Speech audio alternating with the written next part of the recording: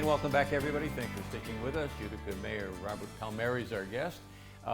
Mayor, in the short time that we have left, let's try to hit a few things. Sure. One, the Utica Police Department putting on their personnel.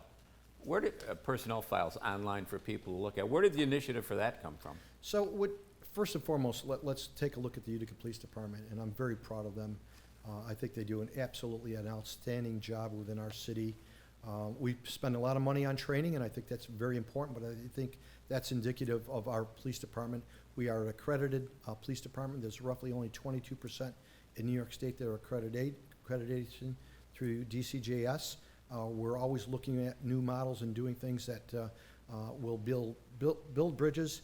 When you look at community policing, that is a philosophy of our entire department, not just one group. And then we have our outreach program.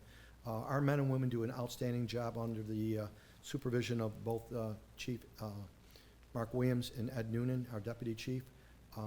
And so when we were looking at striving and being open and transparent, the 50A came up, and that was repealed through our Governor Cuomo. And so sitting down with both of the chiefs and with the union, we said, listen, you know what, let's make sure that the public understands that we want to be open, we want to be transparent, we want to build those bridges. And that's something that was collectively, I thought, was a great idea. We were the first ones to come out with the body-worn cameras in this region. So we're innovators, we're leaders, and we will continue to do that as we move forward. We will continue to build bridges within our community. We have an Access and Inclusion Committee that Utica Police Department is part of, and I think it's reflective of the great relationship we have within our black community, within our Hispanic community, within our Asian community, within all of our communities. We're a melting pot here, so hiring, we try to hire as many to diversity as we can. We want to reflect what our city is within our police department, our fire department, and in City Hall overall. Now, the first two files that went online were Chief Williams and Deputy Chief Noonan.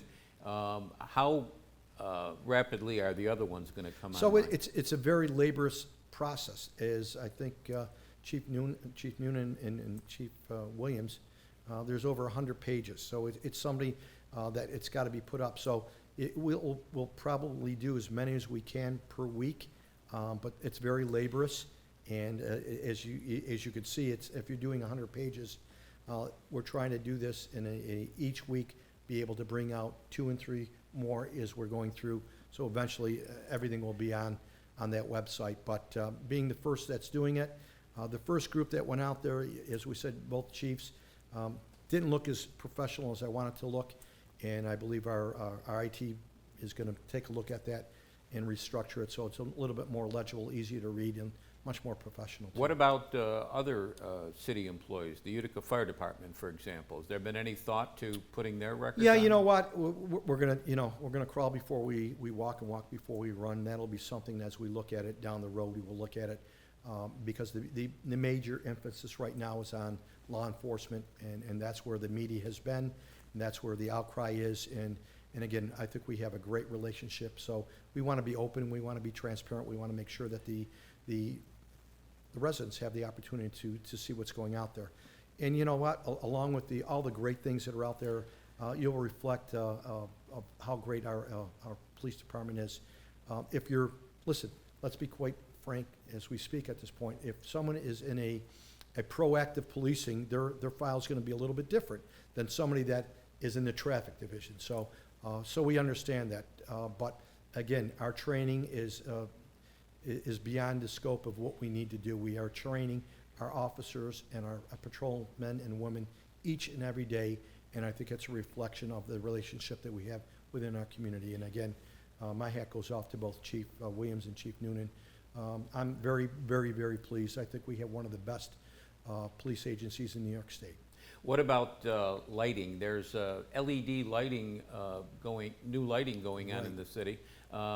Bring people up to date on that. So again, as the city has blossomed, one of the things you want to be as progressive is our lighting. There's multiple things. First of all, it's going to save the taxpayers millions of dollars as we change over from the older sodium into the LED lights. But more importantly, as you're saving it, we will have the control of this. One of the major problems that we've had over the years is the fact that National Grid, would we have the calls from the residents, it would take 2-3 months before we could respond. We wouldn't respond, National Grid. Now that there'll be LED lights which will last longer, we'll have our own department going out there. When there is a problem, we'll be able to fix it within a day or two at the most. The other capacity is it's smart technology, which we'll be able to have cameras in different areas throughout the city. And as we talked about the progress of our downtown, the fact that we'll have cameras throughout, which gives the people that security that we're viewing what's going on within our city. We'll have it in our crime areas, but we'll have it throughout. The other area is the fact of flooding. It'll give us the technology to understand if we're having problems with flooding. So not only is it a lighting, we'll have the capacity to ramp up the lighting in some areas or reduce it in some areas. So the technology is what you see throughout major metropolitan areas. City of Utica, as I said, if you want to be the best little city in America, you have to have all these quality of life to be progressive. And these LED lights will, and again, that's working with New York's Power Authority that we work with. So it's the partnerships that you build and the progress that we're seeing.